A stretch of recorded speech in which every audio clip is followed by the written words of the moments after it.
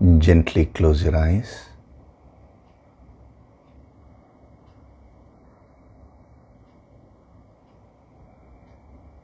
Do deep breathing.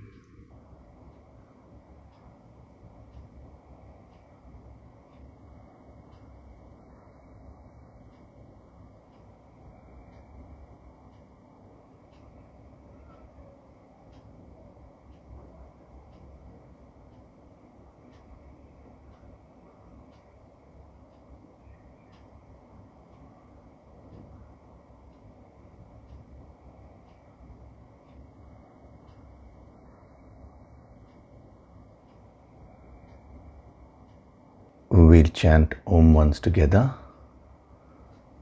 Synchronize the chanting of Om with your exhalation. Breathe in.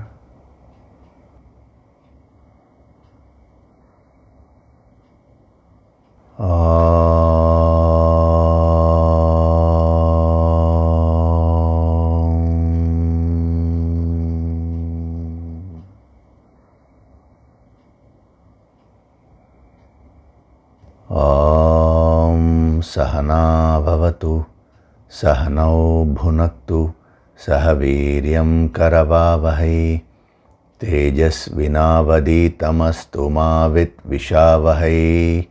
Om Shanti, Shanti, Shanti.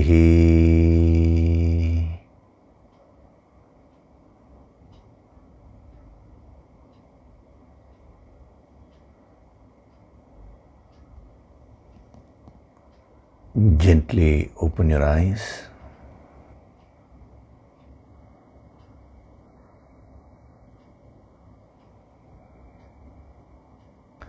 We'll chant from verses 61 to 65 of chapter 2. Tani sarvani sanyamya, Tani sarvani sanyamya, Yukta asita matparaha, Yukta asita matparaha, Vashe hi yasyendriyani, Vashe hi yasyendriyani, Tasya prajna pratisthita, Tasya prajna pratisthita, Dhyayato vishayan pumsaha, Dhyayato vishayan pumsaha, Sangasteshu pajayate, Sangasteshu pajayate, Sangat sanjayate kamaha, Sangat sanjayate kamaha, Kamat krodho bhijayate, Kamat krodho bhijayate, Krodhat bhavati sammohaha, Krodhat bhavati sammohaha, Sammohat smriti vibhramaha, Sammohat smriti vibhramaha, Smriti bhramshat buddhinashaha, Smriti bhramshat buddhinashaha, Buddhinashat pranashyati, Buddhinashat pranashyati, Ragadvesha vimuktaistu, Ragadvesha vimuktaistu, Vishayanindriyaischaran, Vishayanindriyaischaran, Atmavasyairvidheyatma, Atmavasyairvidheyatma, Prasadamadigaccati, Prasadamadigaccati, Prasade sarvadukhanam, Prasade sarvadukhanam, Hanirasyopajayate, Hanirasyopajayate, Prasannachetaso hyashu प्रसन्नचेतसो ह्याशु buddhi paryavatishthate. बुद्धिपर्यवतिष्ठते. Hari Om, and a very good day to all of you.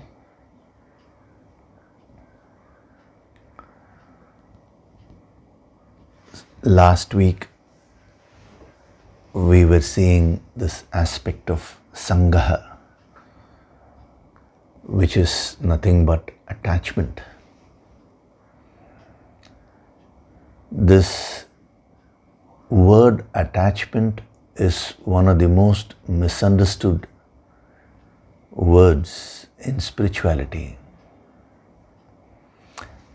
Actually speaking, most of these words are misunderstood.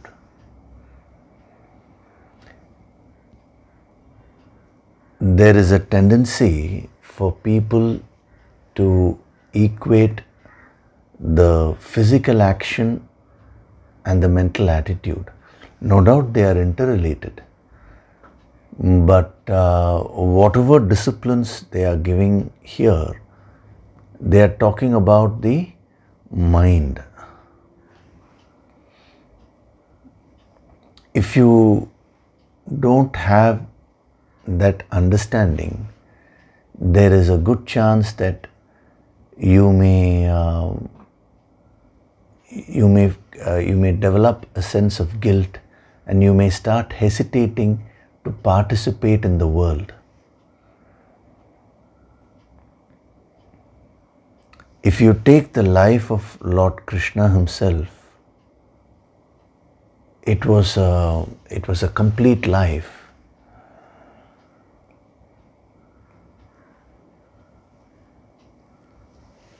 As far as the world is concerned, when you contact the world, when you experience the world, and when you enjoy the world, up to this point, there is nothing wrong.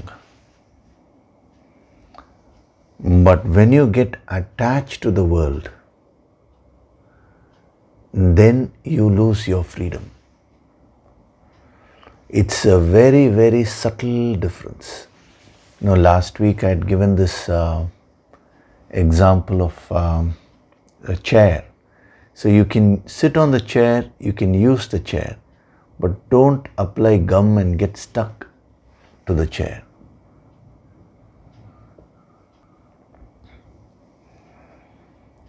So the moment the master comes and says, don't get attached, there is a fear which people have, because see, you only know two things: either when you contact you get attached, or you know only withdrawal, physical withdrawal.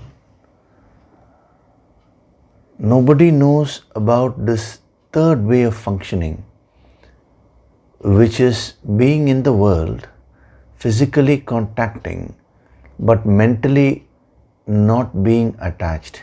Again, when we say don't have Sangaha, it doesn't mean don't enjoy. No, not being attached does not mean you should not contact the world.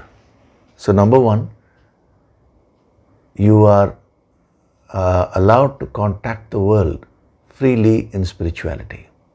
Number two, not having Sangaha doesn't mean you don't experience the world, because some people contact but they don't experience.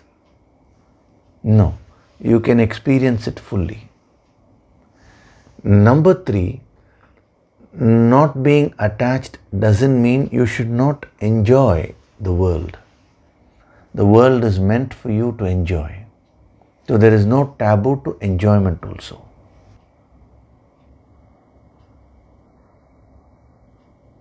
All they are saying is ensure that you don't become dependent on the world. You don't become a slave to whatever you are possessing. So the moment they said that, people took it to mean that the message is don't contact the world, don't enjoy the world, don't acquire wealth. This is the kind of understanding which people have gotten into. Why is it that everyone is afraid to come to spirituality? They think that let us live our lives fully and then we will take up spirituality. Because they genuinely believe that spirituality is against living life. So some people who get into spirituality, they develop this concept. But the fact of the matter is, you cannot be, that is, you cannot completely stop contacting, experiencing and enjoying the world. Even when you're eating food, what are you doing? You're contacting the world, you're experiencing it, and there is a certain amount of enjoyment.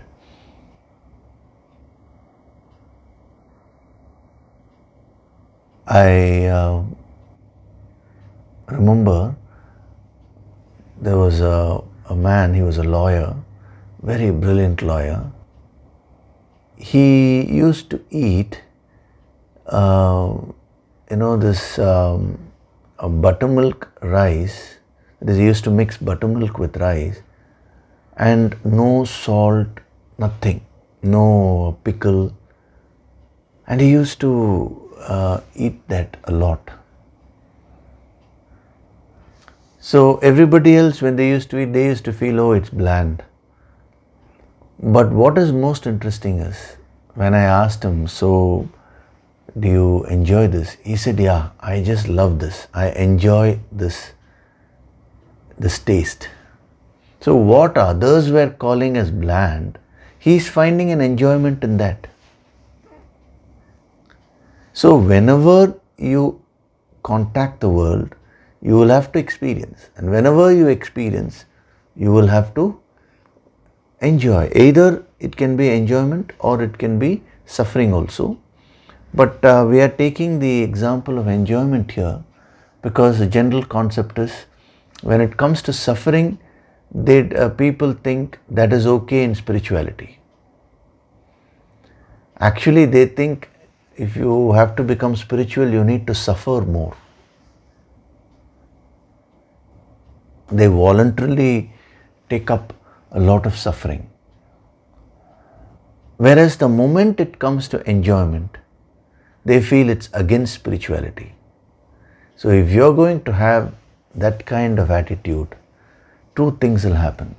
Number one, you will develop a deep guilt within, because you cannot stop from contacting and experiencing life. For that, you will have to end your life. Only when a person dies, he stops contacting with this physical body. Then also his astral body continues with the journey. The soul continues to move forward, experience many things, and then it takes another body. That's a different thing. Whereas when it comes to suffering alone, people think suffering means spirituality. You don't have a guilt. So number one, you develop guilt. And number two, you will not complete your experiences.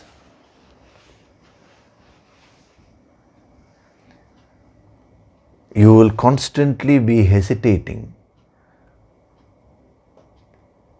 So either you be this side fully or that side fully.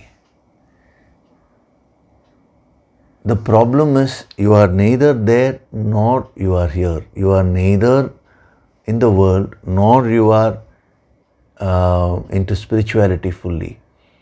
So whenever you are contacting the world, you're feeling guilty and thinking about spiritual things. And whenever you come to spiritual things, such people, what will happen is whenever they try and meditate, the worldly things will come and disturb their minds. That is why in the Bhagavad Gita, Krishna puts a word of caution when he gives the philosophy to his dear friend Uddhava. He says, see, Uddhava, when you're meditating, you need to be very careful because these vasanas will come and disturb you. So if too many vasanas and desires are there, you cannot force yourself, you cannot suppress them and try and meditate. So you need to handle them. Whatever is good for you, you can fulfill directly. Whatever is harmful for you, through this higher wisdom and sadhana, you sublimate those kind of vasanas and desires. So to the extent you do that, to that extent you will be able to meditate. It's like, they both complement each other. Whenever you meditate, that gives you power to practice all this. And whenever you practice this, they make you more meditative in life. This is the first thing. The second thing is, every sincere sadhak who comes in contact with these kind of statements like don't get attached, don't have, develop kamaha, desire, what happens is, he or she thinks that, that he has to follow it immediately.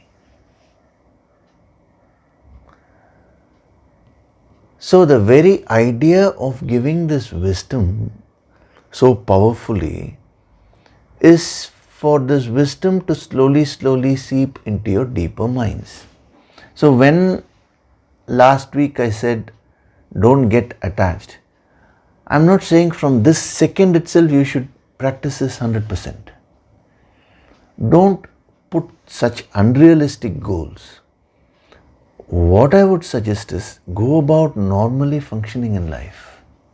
Don't unnecessarily frustrate yourself. Where there is a problem, where there is an issue, that is where you need to apply these principles. Otherwise, if you're doing your sadhana on a daily basis, you will find that all these things will start coming to you automatically. So again, there is a very thin dividing line between, enthusiasm, that is overcoming your laziness, tamas, and putting in your hard work, that is giving your best to practice this, and slipping into result-oriented approach. So if you become result-oriented in this, now you will not be able to function in life at all. But because, as I told you last week, you are attached to almost everything in life. So now how will you proceed? So this entire yogic wisdom is being given to increase your awareness. Whenever a master gives these principles, he very well knows that it is going to take some time for the seed to become tree and yield fruits. He never expects the student to practice all this 100% from word go. If anybody says, yes sir, now I have understood, so from this moment onwards I have given up all attachment, it means he or she is fooling himself or herself. So don't get into that frequency also, because that will actually prevent you from functioning freely in life.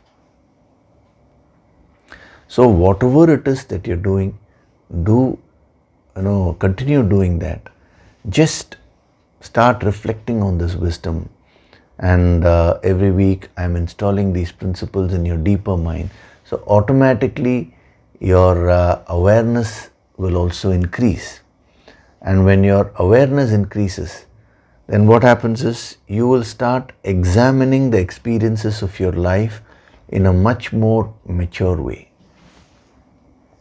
And the more you gain clarity, practically, automatically, the mind will start losing all its weaknesses. Where there is awareness, correction is automatic. Forced correction will lead to suppression, will lead to frustration.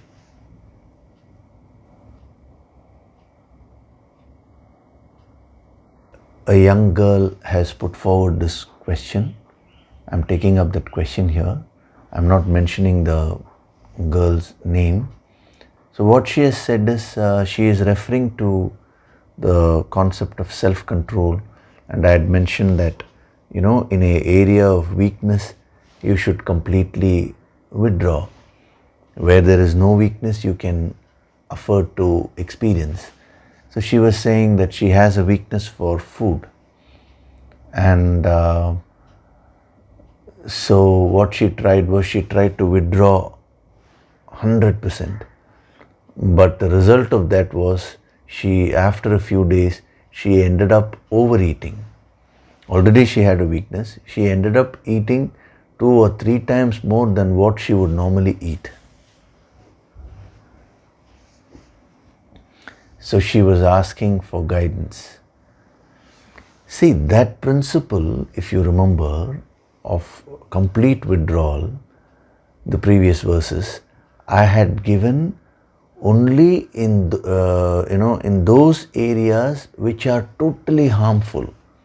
Like, for example, if you're an alcoholic, or if you're a drug addict, or if you're a chain smoker, if you're a smoker, because smoking itself is injurious. So to those things which are extremely injurious to your health or to your mind, in those areas, I said, don't be lenient, be very strict and cut it off. Yes, there will be a lot of frustration, but you need to learn to handle that frustration.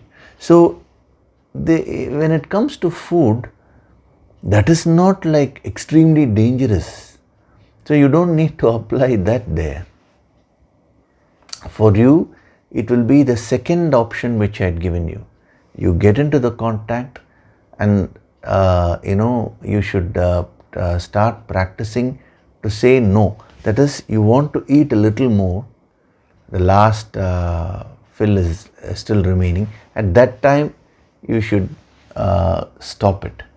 So that practice is what you should attempt, and over a period of time you will be successful.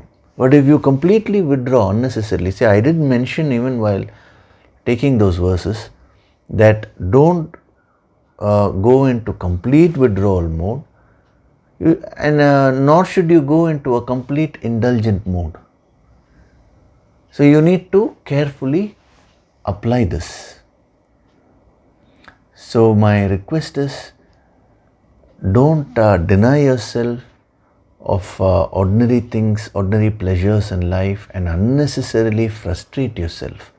You will develop a guilt only. Because if you're going to one extreme without any rhyme or reason, then after a while you will jump into indulgence. And then when you indulge, you will feel guilty, because from the mail which you have written, I can clearly see every time you're overeating, you're feeling guilty. And guilt is not a good thing as far as spiritual growth is concerned. So don't be tamasic, don't be too lenient on yourself. At the same time, don't be too strict on yourself, don't be too harsh also. The middle path, the balance is the key.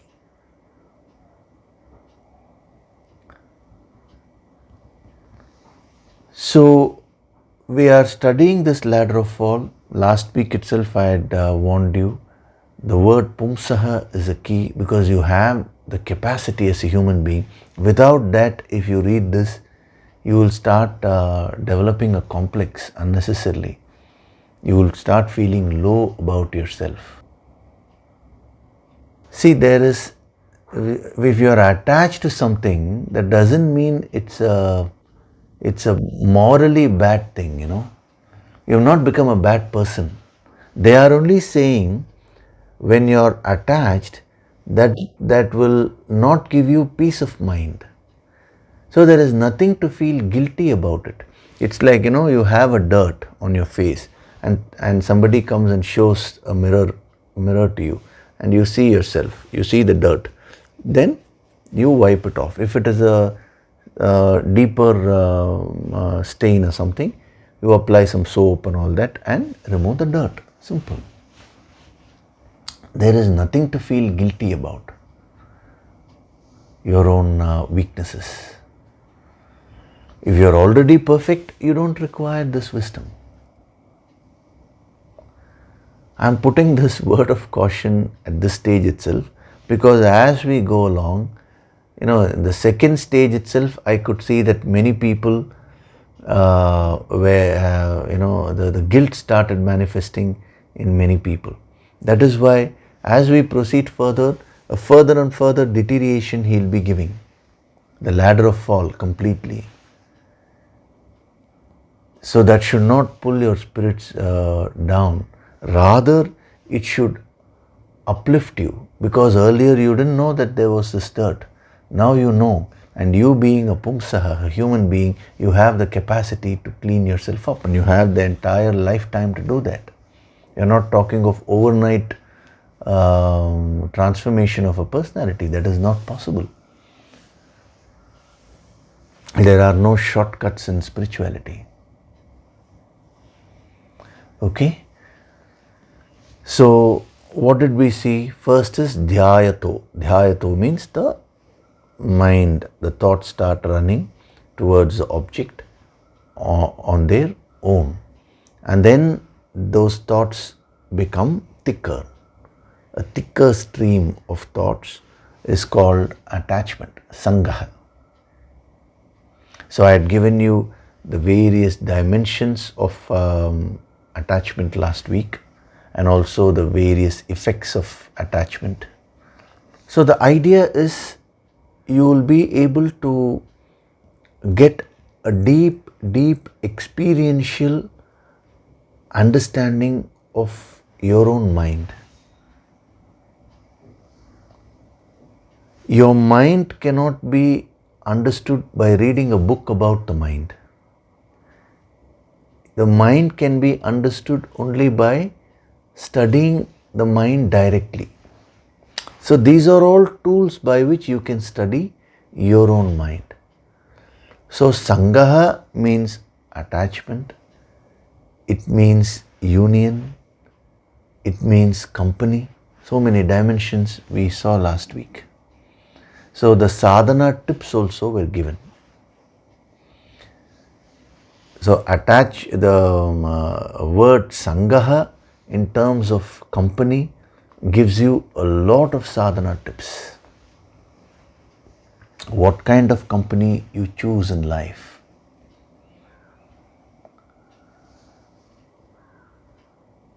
So if you really want to come out of your attachments, you cannot do it on your own. See, what you need to understand is, in life, you are always dependent on someone or something in order to achieve your goals. The very nature of the world is interdependence. I'm talking of at the external level. If you are sitting and listening to this, it is not possible for you to listen to this if somebody had not produced food in his or her farmland.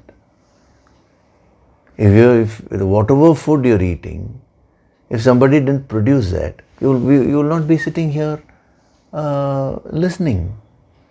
So our very life itself is interdependent. This is something which you need to understand. So when it comes to spirituality, definitely you require help. That is a very role of a guru. So, Sangaha, you're constantly associating yourself with something or someone in life. Since you're anyway associating with something or other in life, what these great masters are saying is, start choosing what you're associating with. Whatever you're associating with, let it be something which is good for you, satsang.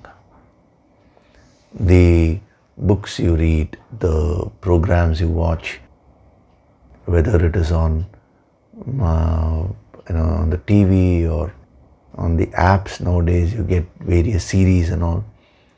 Whatever it is that you're seeing, and the friends whom you're moving with, just do some analysis.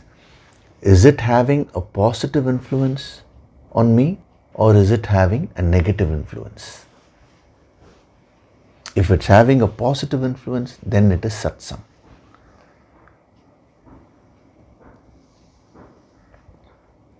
So, the dhyayato leads to sangaha. Now, from sangaha, if you don't come out of your attachments, then what will happen?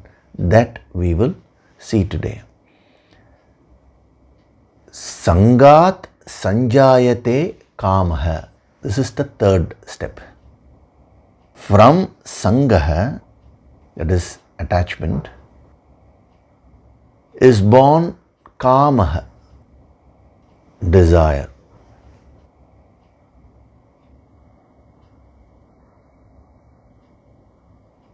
If you remember in verse 55, if you can just recollect, when he started mentioning who is a sthita prajna, what did he say? Prajahati yada kaman sarvan partha manogatan.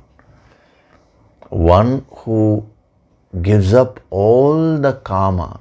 Kaman means, it's in plural, kama, desire. Atmanye vatmana tushtaha means one who is completely satisfied and who is reveling in that supreme. Such a person is a sthita prajna. He mentioned that. Now he is giving you exactly how a desire is formed and what happens after that. What are the effects of a desire? Everything we are going to see, so that you understand the whole mechanism.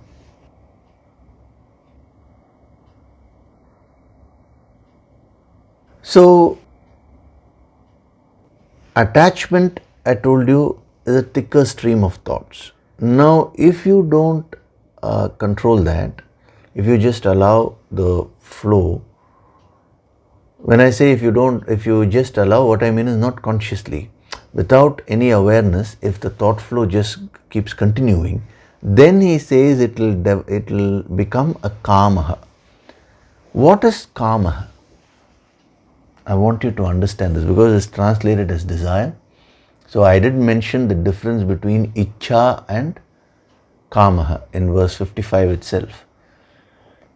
Ichcha is also desire, kama is also desire. Kama means uncontrolled desire. Ichcha means a willful desire. So whenever consciously you decide that yes, I require this, I want this, there is nothing wrong with that. But if that same desire is not under your control, it's going on its own, then it is called kamaha, a dangerous situation. So these great masters are saying don't have kamaha, means don't have uncontrolled desires. But they always say you should develop ichcha. Ichcha is a shakti. It is only through willful desire you can create a life according to what you require. See, when we say fix a goal in life, what is a goal? A goal is nothing but a crystallized desire, a conscious desire when you fix. That is called a goal. So on one hand, when they say that don't have a desire, and then they say fix a goal, nobody is standing up and asking. You only said don't have a desire. If for a person who does not have a desire, what goal will he have? Why should he have a goal? Fortunately, we don't understand either kamaha or goal, nothing. So there are no doubts at all, So it is a little deep. So what is kamaha? Uncontrolled thought flow to possess and experience an object badly. Badly means with full force. I've used the word badly, meaning uncontrolled thought flow with full force, in order to possess and experience something. That is called kamaha. When we saw sangaha, attachment, I had explained to you, it is a thicker stream of thoughts towards an object where you start missing an object. Sangaha is not a stage where you want to possess the object. You are missing it. Whenever the object is not there, you miss it. Whenever it's there, there is an excitement. When it comes to kamaha, the same thicker stream of thoughts become very, very strong, powerful, very thick. And from missing stage, it goes to the next stage of wanting to possess and experience the object at any cost. When I used the word badly, what I meant was at any cost. We'll use that word, it will make it more easy for you to understand. So, uncontrolled thought flow to possess and experience any object at any cost. This is called kamaha. Now, that is a very, very dangerous situation. Why is it dangerous? Wanting to experience and possess is not dangerous, but the uncontrolled aspect is what is dangerous. So externally, if you see, both ichha and kama are one and the same thing only. In ichha also, you are generating a thought flow. Kama also, there is a thought flow. In ichha, you want to experience, you want to possess, everything is there. In kamaha also, all those things are there. Then why are we saying kamaha is dangerous whereas ichha is not dangerous? Because in kamaha, it is uncontrollably running, whereas in ichha, you are the master, you decide, this is what I want. Then it becomes a goal, I keep saying, write down, what is it that you want in life? That is the ichha shakti. And the more you are able to write what is it that you want, your goals will become very, very clear. If you don't have ichha, there is no question of goal there. Supposing you are not interested in, let us say, a sport like ice hockey. Now, why are you going to fix a goal like that? I want to play for the nation, or you will not fix any goal in that field. Where you have desires only, you can fix a goal. So, using the ichha shakti, you should generate thought flows according to what your field of activity is. But the moment it slips into kamaha, it means you have lost control. And when you lose control, various modifications it can get into. That's what we are going to see today.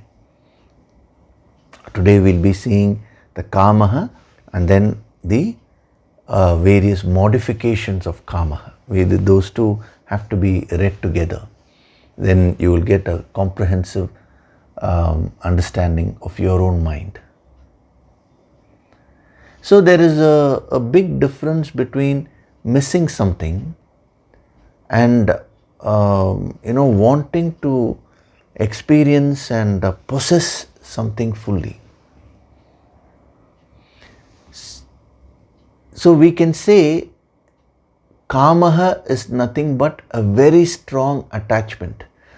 Even though I am putting it that way, it is not a difference only in degree. It changes its goal also. See, when it is kamaha, when it is sangaha, attachment, you are just missing, but you may not act upon it. You will be pining, you will be sorrowful, all those emotions you will be feeling, but you may not act upon it. Whereas when it comes to kamaha, that force will be so much that it will push you into action. At any cost, you will want to get that object and you will want to possess it. So you will be willing to go to any extent. You may use even unrighteous means in order to acquire the object of desire. Why are all the crimes happening in the world? It is because of kamaha only. In the 3rd chapter, Arjuna says, I know something is wrong, Krishna. Why is it that a man commits a sin even though he knows it is a sin? To which Krishna gives the famous answer, Kamayesha, Krodayesha. It is all because of kama, Arjuna. So all crimes happen in the world because of kama only. Uncontrolled desire or thought flow to experience and possess things. So whenever you have kamaha, once you get an object, what will happen is you will develop tremendous possessiveness over it. Possessing something is not wrong, but developing possessiveness over it is a very dangerous situation. What these great yogis are saying is, if you have a car, there is nothing wrong. I'm giving an example. If you have a car, there is nothing wrong. But if you are too possessive about the car, then that is going to cause tremendous stress in you. So you just take up the same examples we can take up what we saw last week. In every area of life, wherever you are attached or according to the degree of your attachment, it will slowly become a kamaha. And when you have kamaha, you will have possessiveness there. If you are a parent, you become so attached to your child and then you develop kamaha there and you want to, you develop so much of possessiveness towards the child. Once you develop possessiveness, thereafter you will not give the other person the freedom to function. Remember this. Wherever you are possessive, you will have issues. Love is something totally different. Love is unconditional. Actually, when you have love, you will not be possessive. You will respect the other person's freedom. You will be happy if the other person is happy.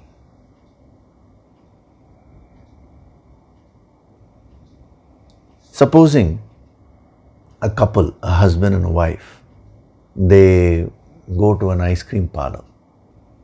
Now the husband wants to eat strawberry ice cream.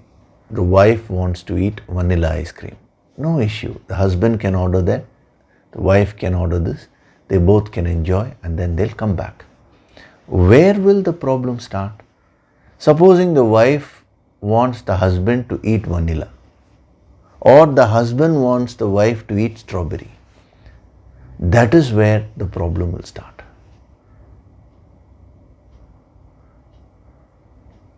So whenever you are possessive, your focus will move from love to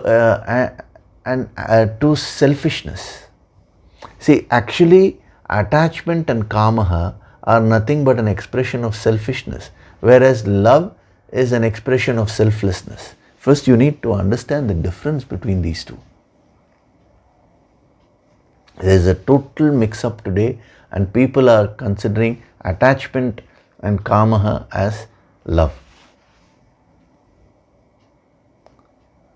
So when you have a child, of course it's your duty. You have to take care of the child. You have to give all the emotions required. You have to give the support to the child.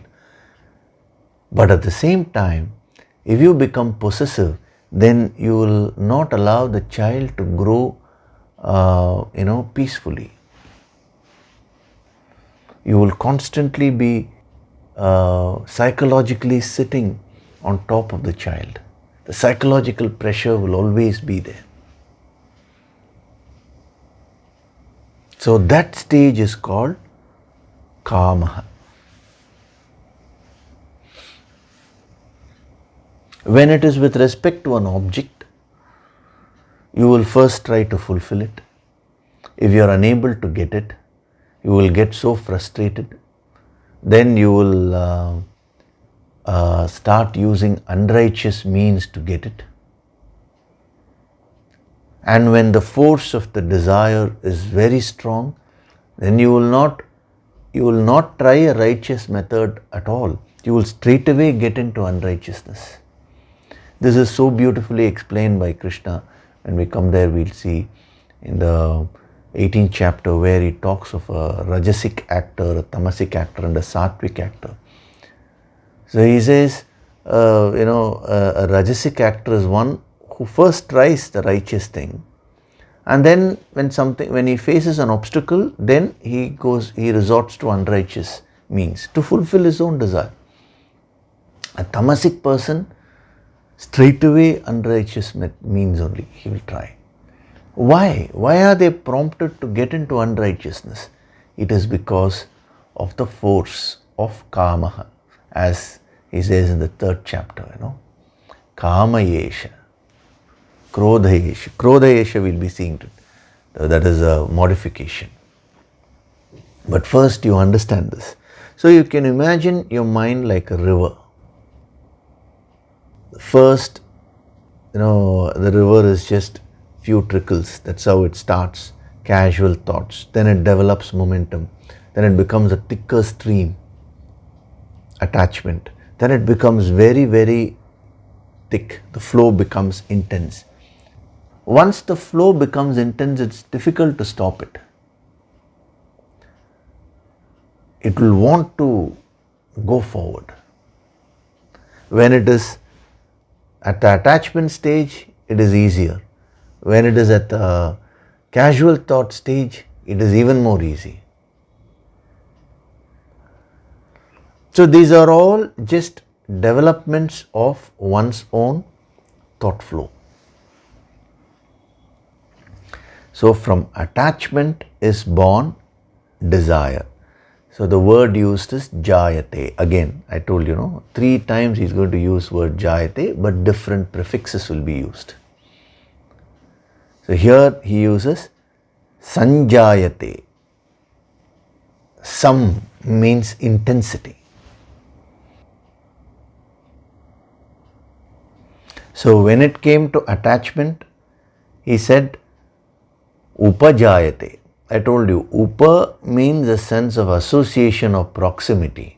It is very, very apt when you consider the word sangaha, because sangaha also means association. But now when it comes to kamaha, he says samjayate. Sam means very intense. So the emphasis in kamaha is in the intensity of the thought flow. The uncontrolled nature, number 1, and number 2, the intensity of the force. They both together define kamaha. Whenever a force is very intense, it is extremely important that you should be able to control it. Supposing you are driving a car, If you're driving it at a high speed, it is very important that you need to have steering control. The difference between kamaha and ichcha is that, see, if you can draw this parallel, the speed of the car is your thought flow. So your car is moving. When it is at 10 kilometers per hour, you can, even if you don't have so much of steering control, it's easy to, somehow it's manageable. But as the speed starts increasing, your steering control is extremely important. I wouldn't say important, it's necessary. So when you go to 30 kilometers per hour, that is attachment. When you go to 60, 70, as the speed starts picking up, it becomes kamaha. And why is it that you go fast? In order to reach a destination only. If it's casual driving, you will be driving slowly. So, kamaha is an intense thought flow, but no control. What a dangerous situation. It's like, driving a car at very high speed and you don't have steering control. Any second you may have an accident.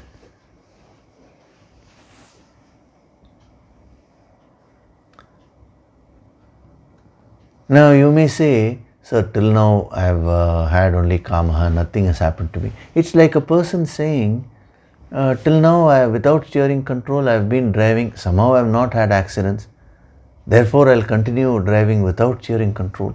Is that the right way of functioning? You should think. Your mind is a very, very potent force. The most potent force is not the atom bomb and all those bombs, because those are no doubt very powerful. But what is more powerful than even an atom bomb is the mind that invented the atom bomb.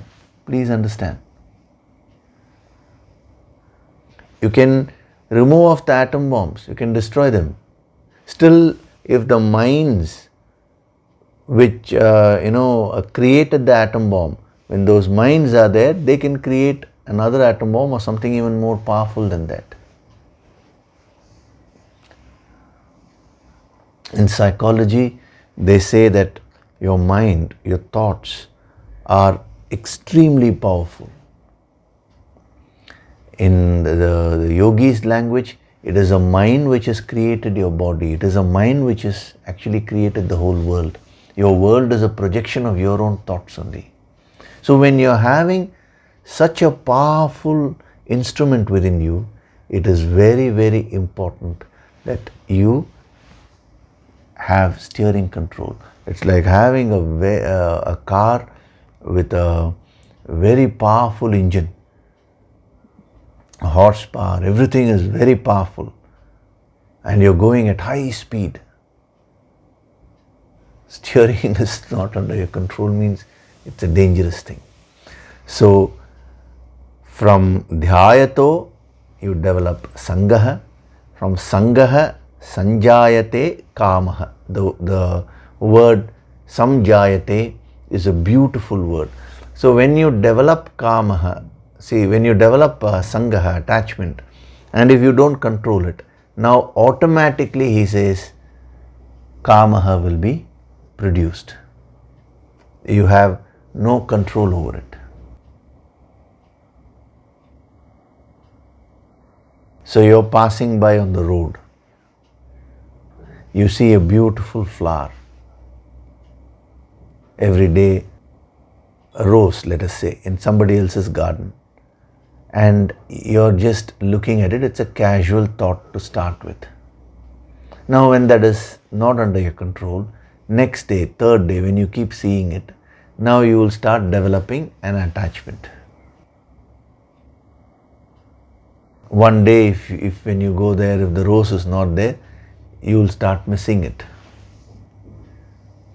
At that stage, if you are intelligent and if you apply this wisdom and gain control over your mind, you will be safe. But if you further allow the mind to go, the next step is now you will want to pluck the rose. You will not even be bothered whether it is another person's garden or whether whether it's lawful or whether it's against law. All these things you will not think. Once the force of the desire comes, that will force you to somehow or other, by hook or by crook, to get the object, and then you will become very, very possessive about that. You find out in life, every object which you're owning today, you're so possessive. The more possessive you are, the more slavish you will be. Whenever you possess something, there is nothing wrong. But when you become possessive about it, you feel that you have control. No. Whenever you're possessive about something, understand that you have lost your control. You have become slavishly dependent on that object for your happiness. Whether it's an object or whether it's a person, this law is infallible. So, Sangat Sanjayate Kamaha. And then what happens? He says, we will start off with that and then more depth I'll give you next week also. Kamat Krodha Abhijayate. Krodho Bhijayate. So when you split it up, Krodha Abhijayate. Once you develop Kamaha, he says, the next thing that will be born is Krodha. Krodha means anger.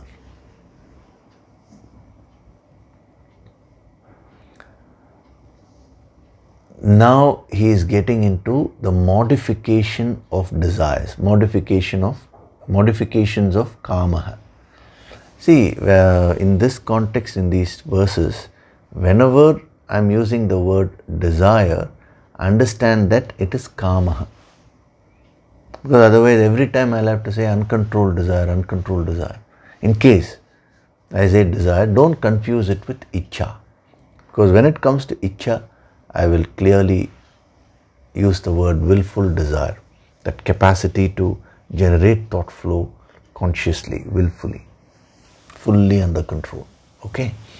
So, from desire is born anger. Now, anger is only an example which he is using. Anger is one modification of a desire. There are many, many modifications. We'll see that. Whenever you have a kamaha, which means a desire to experience and possess something, now there are many possibilities. Actually, there are three possibilities which can be traced out. Either that desire will get fulfilled. This is the first possibility. Or the desire can remain unfulfilled. This is the second possibility. Or the third is the desire can get obstructed. This is the third possibility. Now, he is giving an example of the third possibility. What happens whenever a desire is obstructed? That is what he is saying. Why is it that you get angry? Whenever you have a desire, you will have a lot of expectations. When those expectations are obstructed, then immediately you get angry. There can be no anger without expectations. There can be no expectations without kama, uncontrolled desire. When you have ichcha, you can easily control your expectations. You can say, I will wish. In one of the previous lectures I had mentioned this, that don't have expectations, instead wish. have a wish. There is nothing wrong in having a wish. Supposing I genuinely see right now this wisdom is being given to you. I genuinely wish that all of you absorb this and transform your lives. But if I start developing expectations that you should now start practicing this, then that will start causing stress in me. When you go and introduce this to somebody else, let us say you introduce this to your friend, you say, I'll send you the link, you watch the Sunday lectures. Wish good for him. You should wish that he sees this, he or she watches and benefits. But the moment it becomes expectations, then when that person does not see, you will start getting irritated. So when the obstruction is little bit, that stage is called irritation. You will get irritated. But when the obstruction becomes intense, then that stage is called anger.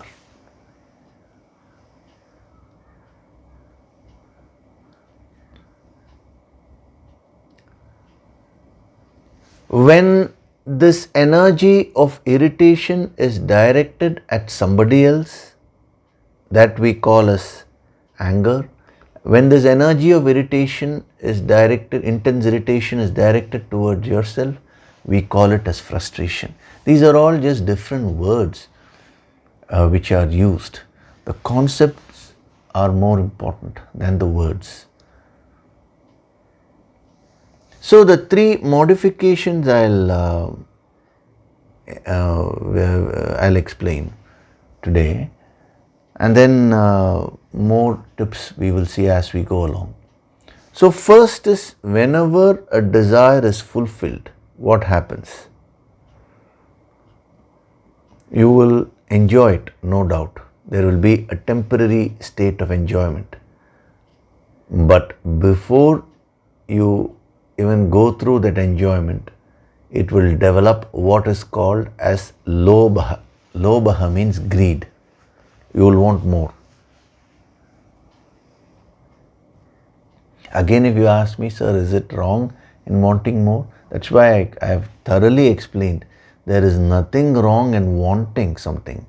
We are only talking of losing control over it, something which happens on its own. So whenever a desire is fulfilled, you will not stop with that. You will develop greed. Lobha. Why is it that the world's richest person wants only more riches? Have you ever thought about it? Why is it that you want something, you experience it, that's it? No, it will not end there. When you are not having something, you will feel that if I get that, I'll become happy. But the moment you get that, now that will not be enough. Oh, if I get more, then only I'll be happy.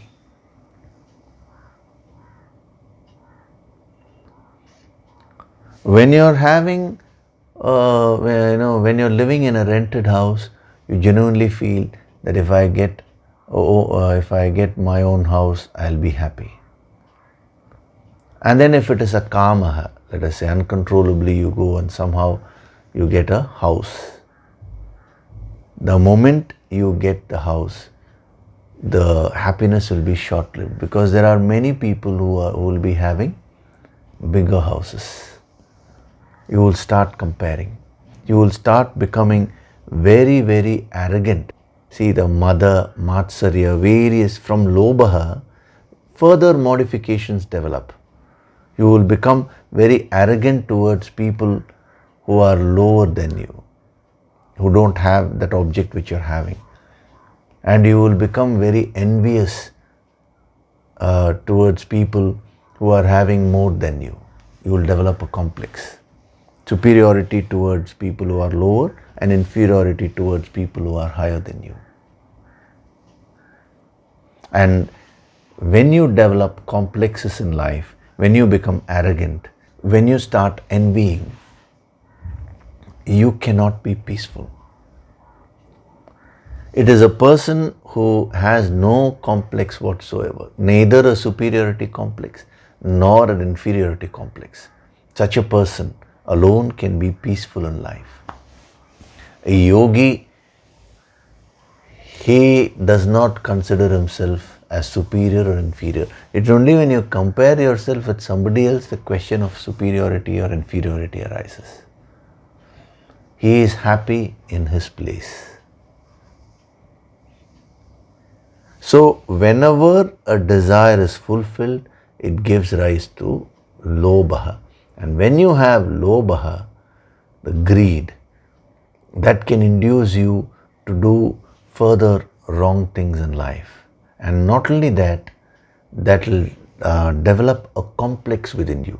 You will start becoming arrogant, and you will also develop envy, jealousy. You will become very, very jealous towards people who have more than you.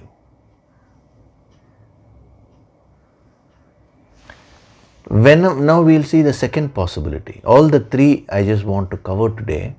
The second possibility is if the desire is unfulfilled. You wanted something, but you didn't get it. What will that lead to? Shokaha. Shokaha means sorrow. Whenever your desire is not fulfilled, you will develop sorrow. If your desire is very intense, your sorrow will be very deep.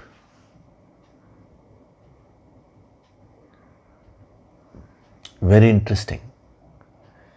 People go through depressions in life. The depression comes because of unfulfilled desires.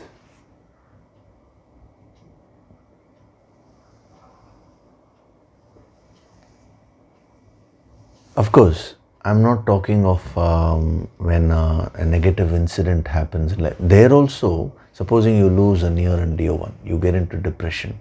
There also the same principles are applicable at a deeper level.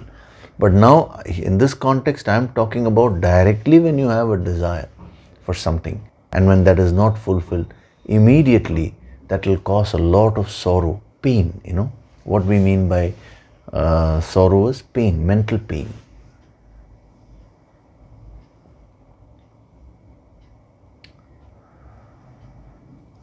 Now, the third possibility, which I was telling you, is when the desire is obstructed. So, in the second possibility, when the shoka intensifies, that will lead to depression. So, when a person is very depressed, if you just keep giving counseling to that person, saying that, come on, why are you being depressed now, get up, that person will find it very difficult to overcome the depression. Because the root cause, which is the non-fulfillment of desire, is lying there. So that has to be handled. Then the desire, the third possibility is, it is obstructed by someone. See, the second possibility, that is not fulfilled on its own, unfulfilled. Third possibility, somebody actually comes and obstructs it. You want a promotion. Somebody else gets that promotion. Whenever the desire is obstructed, then that becomes anger, krodha. That is the example he is giving here. Kamat krodha abhijayate, he says.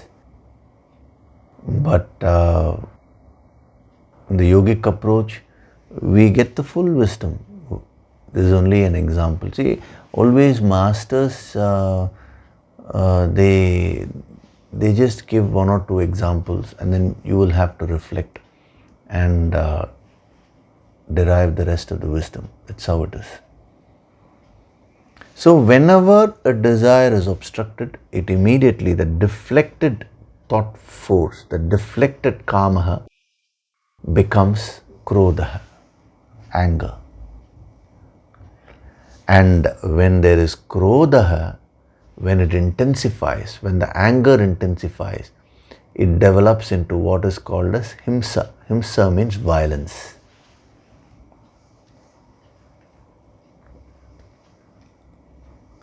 Why is it that so much of violence is happening everywhere? It's because of anger only. And why is there anger? Because the obstruction, that when the desires are obstructed, the anger will be produced.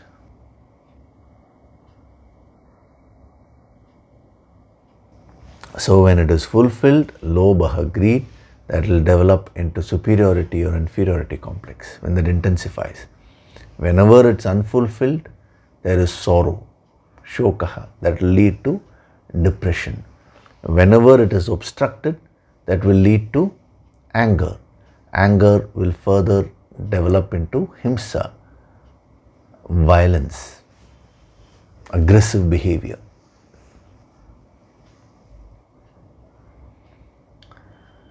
So what I find is in today's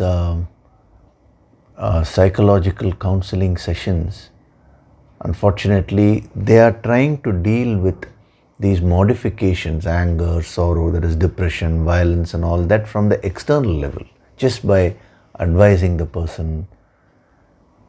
That is not enough. That will not give the deeper results. We have to go to the source of the anger, and that is the obstruction.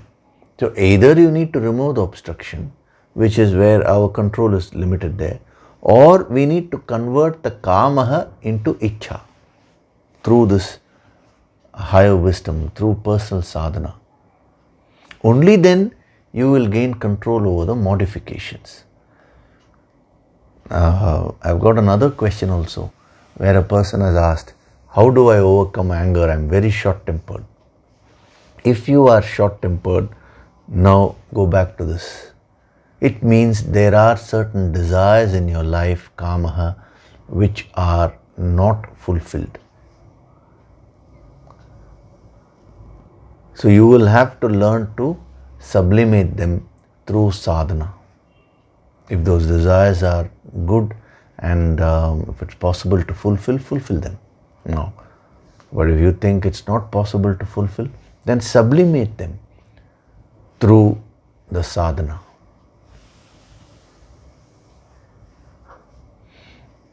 Without doing that, just by trying to control the anger, it will not work. See, today it's become very funny, these stress management courses, anger management, they say.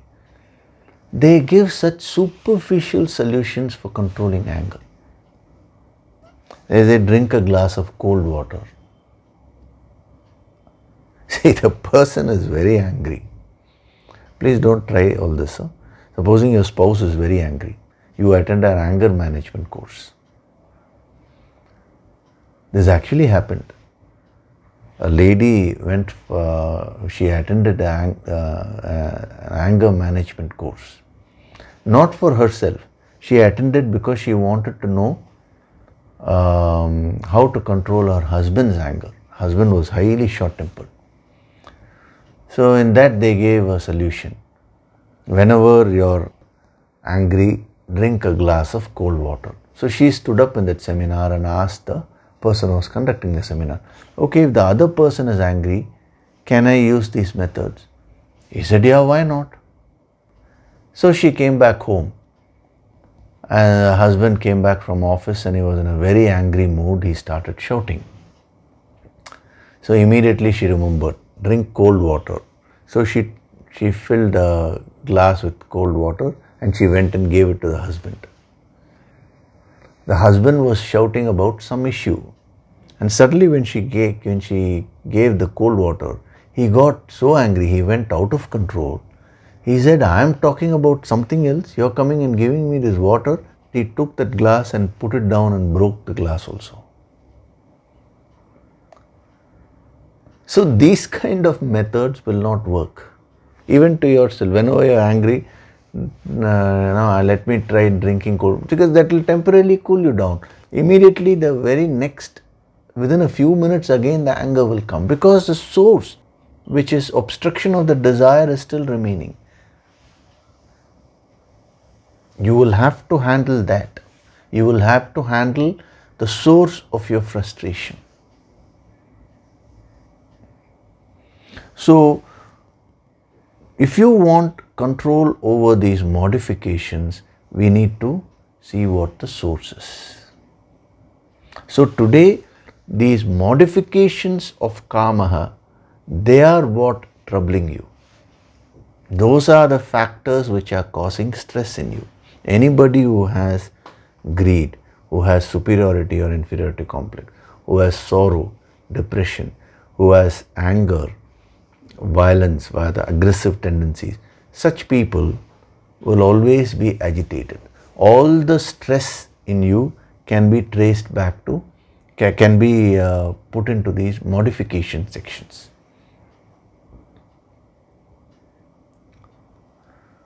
So, kamat krodha abhijayate. Again, he is using the word jayate. Jayate means born on its own, because nothing is under your control. And very, very interestingly, he uses the word abhijayate. Abhi, the prefix. So first he used the word upajayate when it was attachment, that means association. Then he used the word samjayate. Sanjayate, sam means intensity. When it came to kamaha, he said intensity is the key.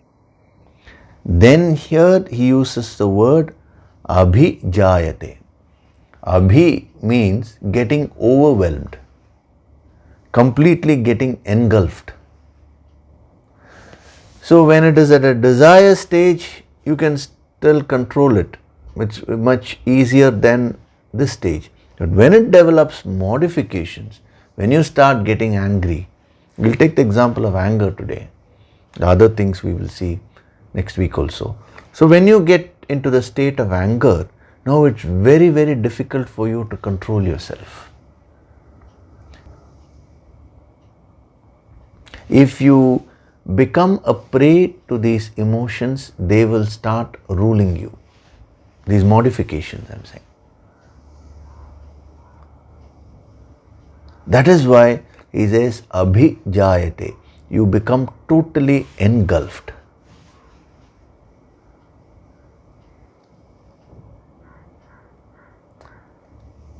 We will see more as we go along. I'll give you more tips next week.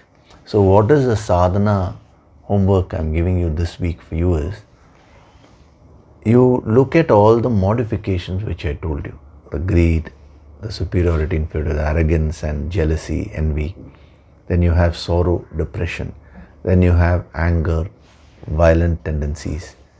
Now you just find out of these modifications, what are you afflicted with first. In some areas you will be afflicted with anger, some area you will be afflicted with sorrow. You pick up at least one or two and then try to map it. If it is anger, obstructed desire. So what is a desire and who is putting an obstruction? If it is sorrow, what is a desire and what is not getting fulfilled?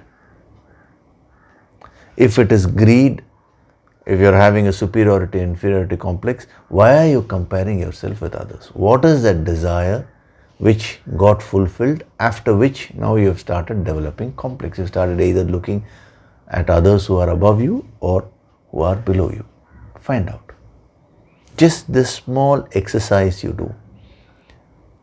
If you can write it down, it will be better because it will give you more clarity. But more than merely writing it down, I'm talking of the internal reflection. Why I ask you to write down even these points, you recapitulate after the discourse is over for 5-10 minutes. If you can sit and recapitulate and then put it in the comment section. Why am I saying that? Because when you actually put it in words, that is when you write it, that is when you will be surprised. Many things you feel you know, but when you sit and write, you will not be able to put it in words. The clarity will not be there. So this sadhana will help you develop that clarity. So you do this small homework today. Because the idea of these two verses is to gain complete mastery over your mind. The more you apply these principles and go to the source, you will benefit maximum. So many questions I've got. I have fear, I have depression, I have anger, I'm short-tempered, like this, Each one has asked so many questions. Now, the wisdom is being given to you all. Do the small homework and come back next week. Okay? So, now we will do meditation. Sit straight and gently close your eyes.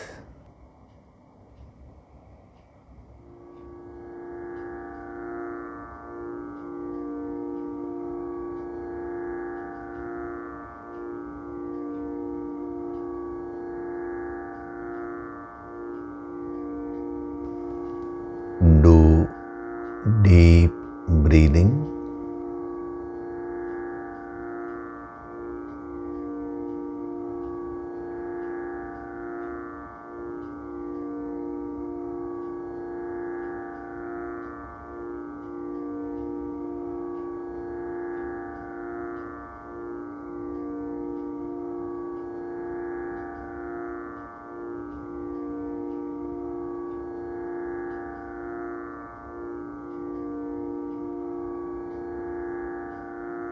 With every breath,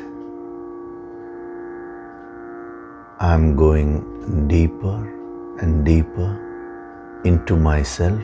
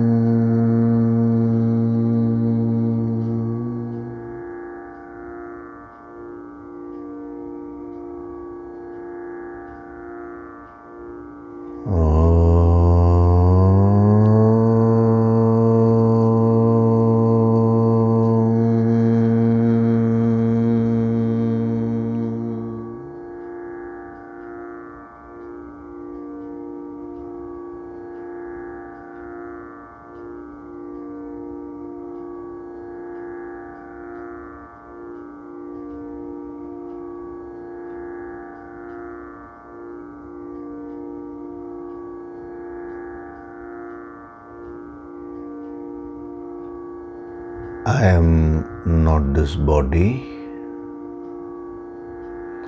This body is outside me.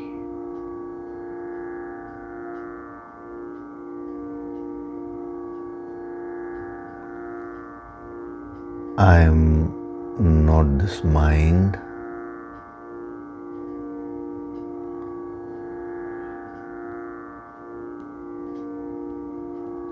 I am the observer of my own mind.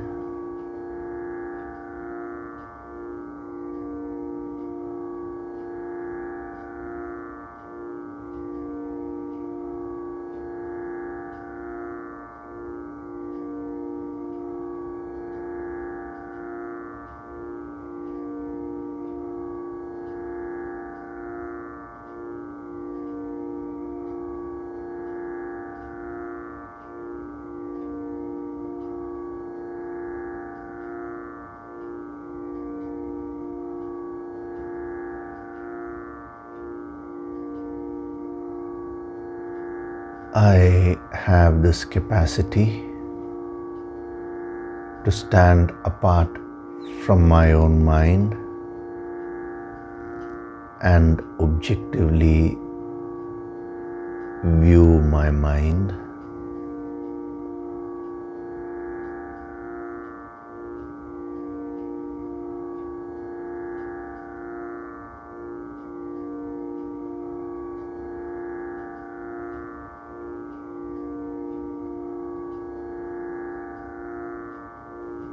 I choose to awaken this power of awareness within me.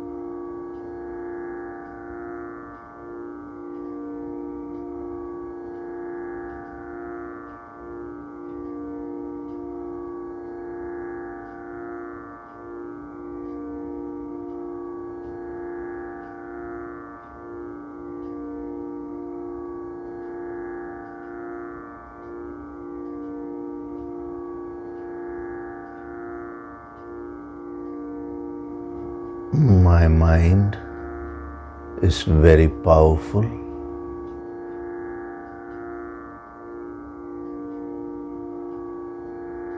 From this moment onwards,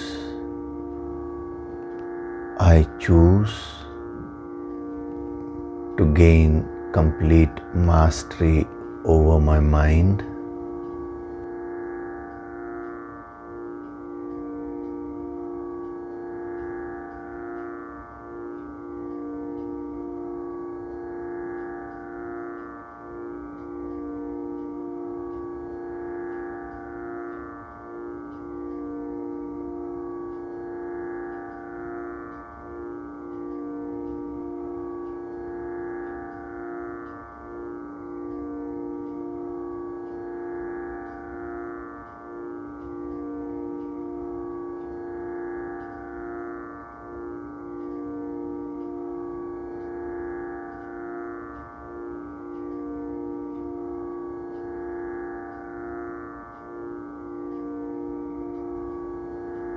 As long as I identify with the mind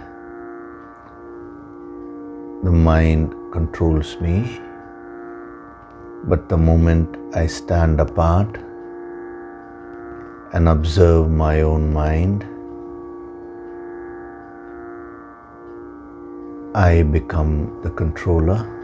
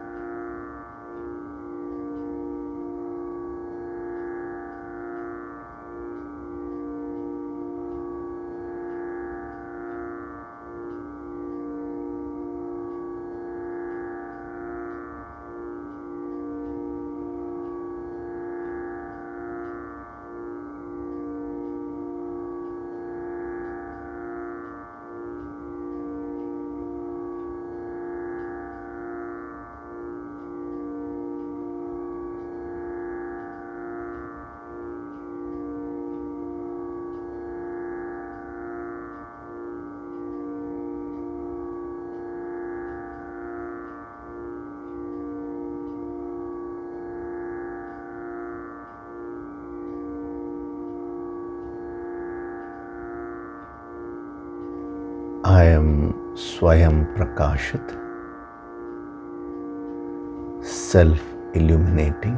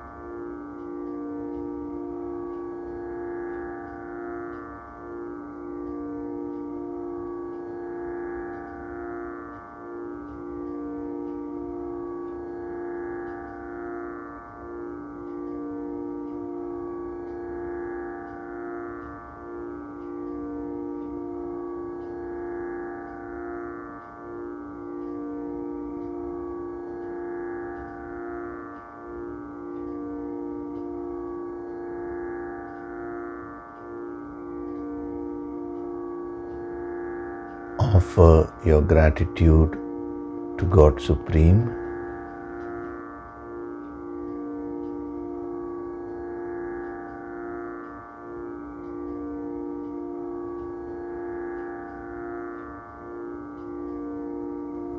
Offer your gratitude to your Guru and all the holy masters.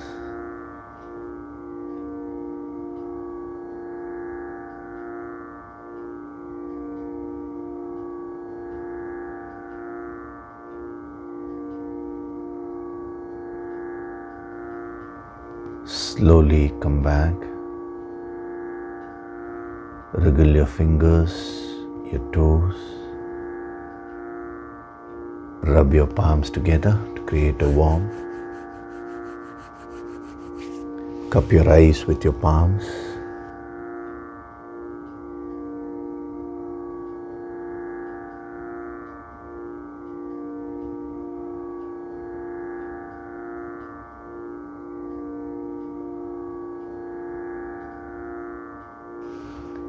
Gently rub your eyes, cheeks, forehead, top of the head and back of the head, and neck.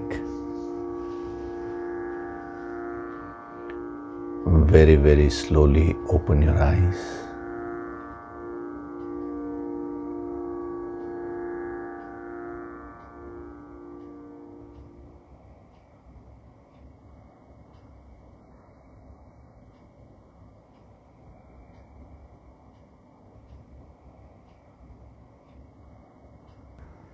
Welcome back.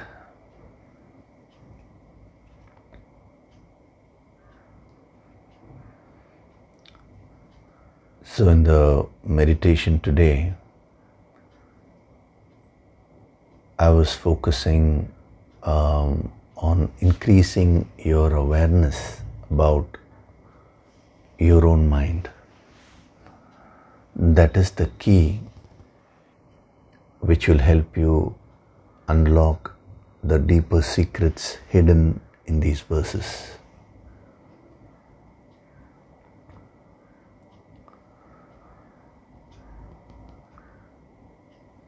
Solutions, when you are seeking solutions superficially, that will not really help you.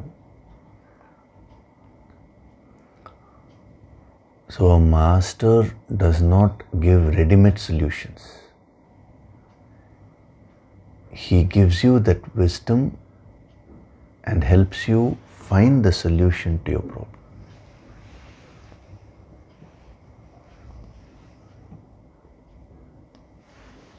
Even Krishna he never gave a direct solution to Arjuna's problem.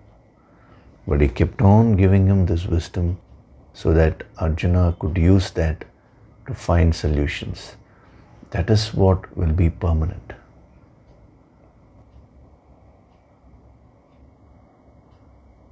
Okay? Regarding the preparatory meditations, I'm sure all the registered participants, you're doing the morning and evening. Continue doing them. The cumulative effect of that practice will be very powerful. If you do it one day, the effect will be one thing. But the same thing when you do it for a few weeks, you will find the effect magnifying by thousands. So continue doing that. I've also prepared this a few instructions, list of things which you generally need to do, which you generally need to follow, as these are like preparatory guidelines for the 22-day program. What kind of schedule, basic things which you need to follow.